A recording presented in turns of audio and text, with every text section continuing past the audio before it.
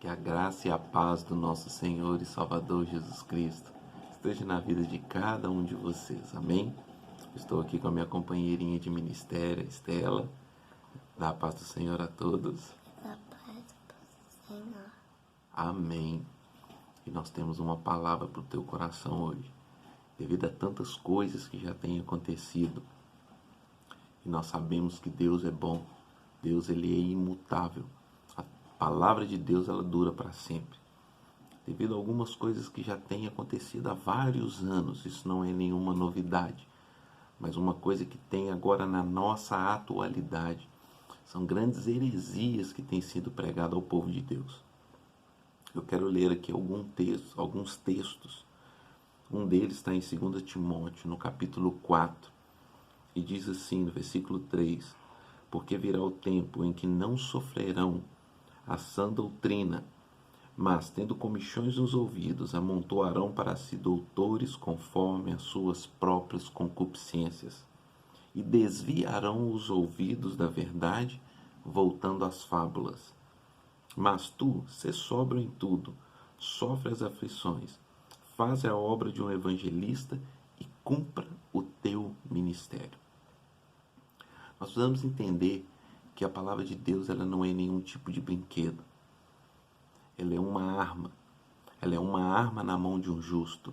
Ela é uma arma na mão daquele que serve a Deus. Mas ele também, a palavra de Deus, infelizmente, também é uma arma usada por Satanás, o maior teólogo que existe no universo. O diabo, ele sabe muito bem de tudo que está escrito na palavra de Deus.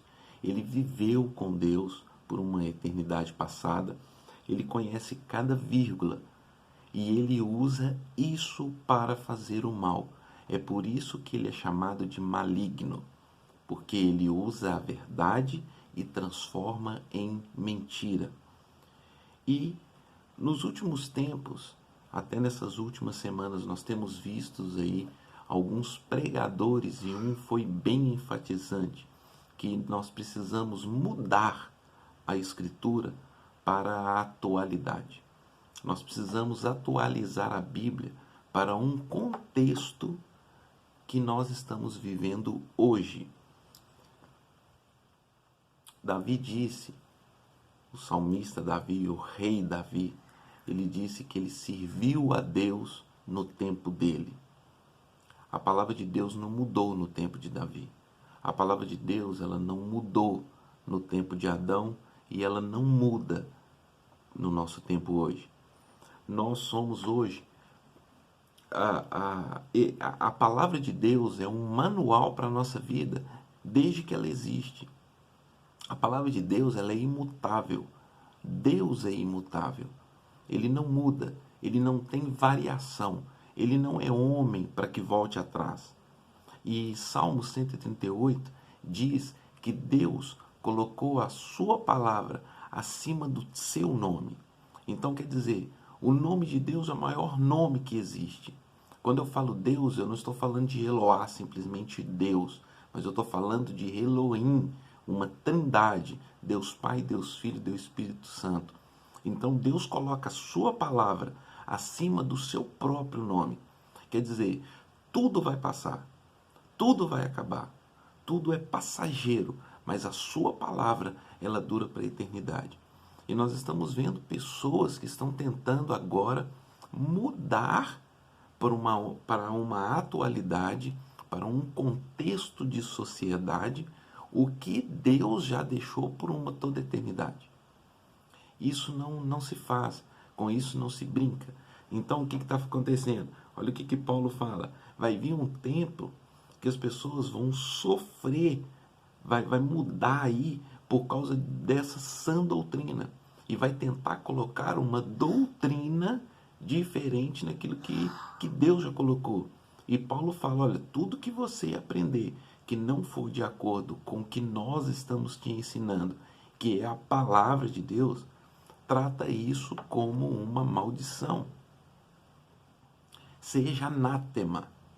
Então, quer dizer, nós estamos aí sim numa sociedade, e eu quero até ler aqui para vocês o que Paulo também fala aos Efésios, Olha o que ele diz em Efésios 4, no versículo 11 em diante. Ele mesmo deu uns para apóstolos, outros para profetas, outro para evangelistas, outros para pastores e mestres. Quer dizer, Deus ele deu cargos, Deus ele colocou pessoas para estarem trabalhando no ministério, querendo o aperfeiçoamento dos santos para a obra do ministério, para a edificação do corpo. Então, para que Deus faz isso? Deus coloca ali apóstolos, profetas, evangelistas, pastores, mestres. Para quê? Para que o corpo seja edificado. Para o aperfeiçoamento dos santos, para a obra do ministério, para a edificação do corpo de Cristo. Até que todos cheguemos à unidade da fé, olha só, e ao conhecimento do Filho de Deus, a varão perfeito, à medida da estatura completa de Cristo, para que não sejamos mais meninos inconstantes, levados em roda por todo o tempo de doutrina, pelo engano dos homens que, com astúcia, enganam fraudulosamente. Antes, seguindo a verdade, o amor, crescemos em tudo naquele que é a cabeça, Cristo, da qual todo o corpo bem ajustado e ligado para o auxílio de todas as juntas, seguindo a justa operação de cada parte, faz o aumento do corpo para a sua edificação em amor. Para que Deus cria os ministérios? Para que exista um aperfeiçoamento do corpo em Cristo Jesus. Crescer na estatura de Cristo. Me perdoem. Para que a gente possa crescer na estatura completa de Cristo, a gente ter a unidade da fé. E quando uma pessoa ela chega e ela começa a criar a sua própria doutrina, eu sei que a doutrina ela precisa, para você guiar um povo, existe aqui a doutrina bíblica, sim, e nós criamos uma doutrina dentro de uma instituição religiosa, sim, mas ela precisa estar baseada na palavra de Deus, porque senão começam a seguir caminhos diferentes. E ao invés de ter uma unidade na fé, um aperfeiçoamento no corpo, começa a haver divisão. E nós já vemos que o povo de Deus ele é todo dividido. Cada um com a sua própria doutrina, cada um vai tentando explicar Deus da sua própria forma e trata aquilo como uma tirania tão grande e impõe isso. E Jesus falou isso, olha, quando a gente lê lá em Mateus, vinde a mim todos vós que estão cansados e sobrecarregados, que eu vos aliviarei.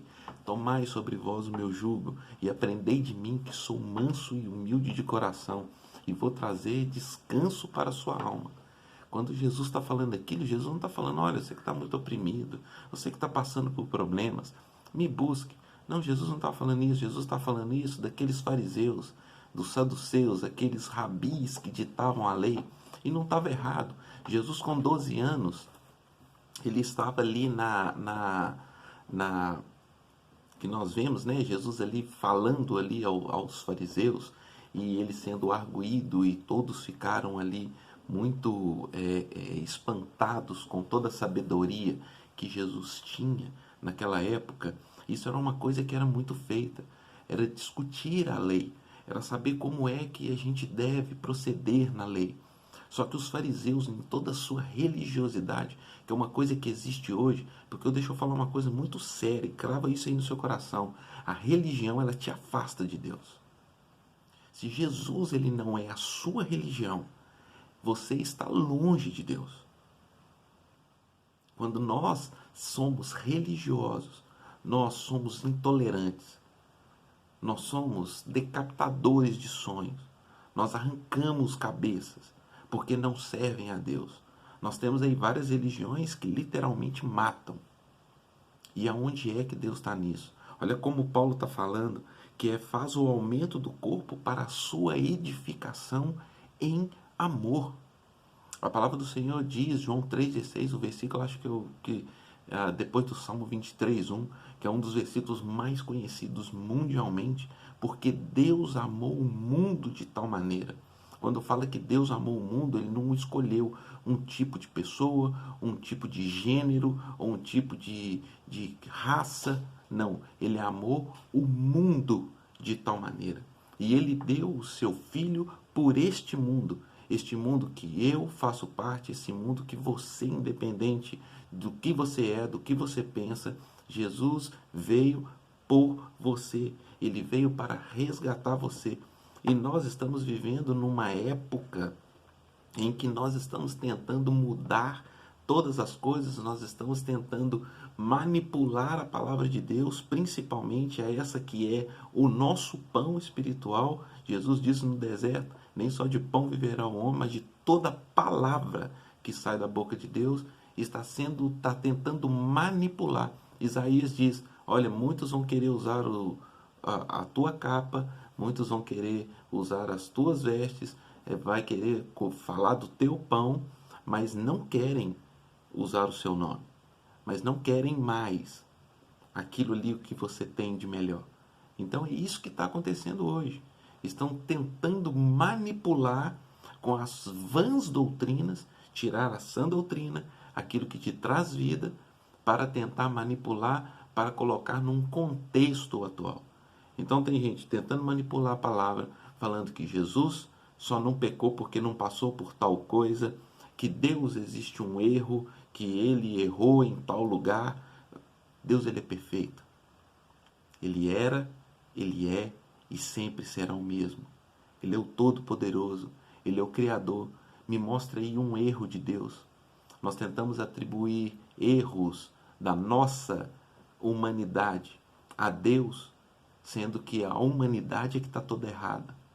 Ela não busca mais o Criador, ela não busca mais aquele que aperfeiçoa, aquele que nos faz andar em unidade.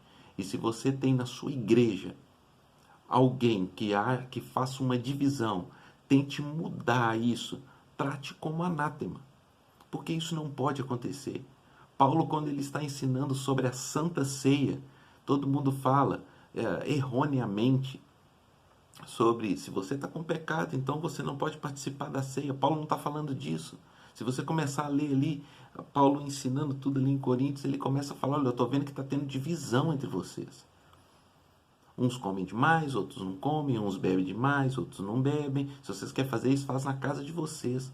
Agora, por causa dessa divisão, muitos estão sofrendo, muitos estão doentes e até dormem.